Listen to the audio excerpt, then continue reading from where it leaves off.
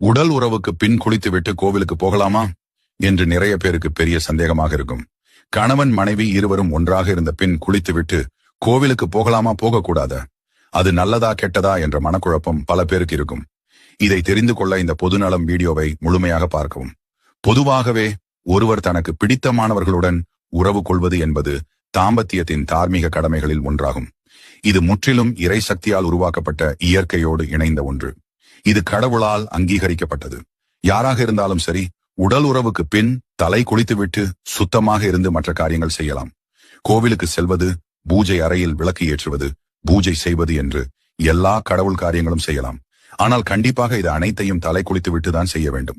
மேல் குளித்துவிட்டு எந்த பூஜை பரிகாரங்கள் மற்றும் கோவிலுக்கும் செல்லவே கூடாது. கோவில்களுக்கு மற்றும் குலதெய்வ கோவிலுக்கு செல்லவது ஒரு வாரம் முன்னரே முடிவு செய்து விட்டீர்கள் என்றால், முடிந்தவரை கோவில் செல்லும் வரை அந்த ஒரு வாரம் ஒன்றாக இருப்பதை தவிர்த்துக் கொள்வது